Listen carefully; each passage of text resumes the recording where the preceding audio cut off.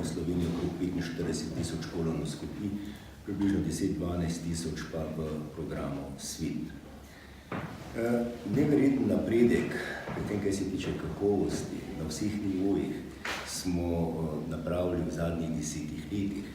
In vzrok za to je v prvi vrsti stalno izobraževanje teh zdravnikov, ki sodelujejo v programu SWIT. 1 do 2-krat na leto imamo izobraževanje v teh prostorih. Potem pripravili smo posebne smernice, slovenske smernice, ki so prirejene po evropskih smernicah.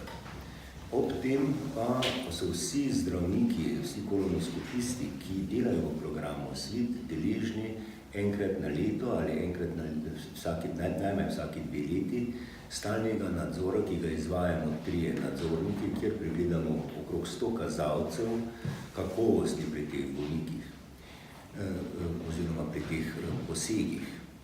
In na osnovi vseh teh analiz, ki jih opravljamo, moramo reči, da smo dobri v primerjavi z drugimi centri v Evropi.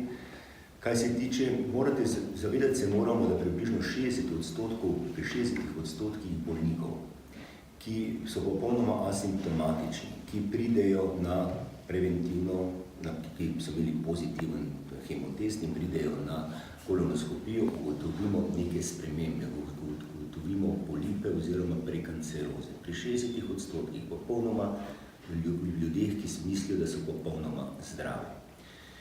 To je tako zvani adenoma detection rate in v Evropi se priporoča, da morajo doseči kolonoskopisti pri taki populaciji najmanj 45%, ugotoviti 45% najti. Pri nas jih ugotovimo 60% oziroma 61% povprečju.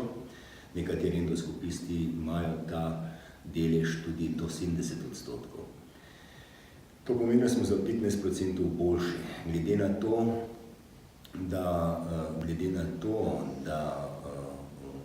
delamo te totalne kolonoskopije in primerjava totalnih kolonoskopij, se pravi, da napravimo celotno kolonoskopijo v primerjavi z Evropo, je pri nas neverjetna 97%, v primerjavi z Evropo, kjer je 90%. In to kljub temu, da opravljamo kolonoskopije brez sedacij.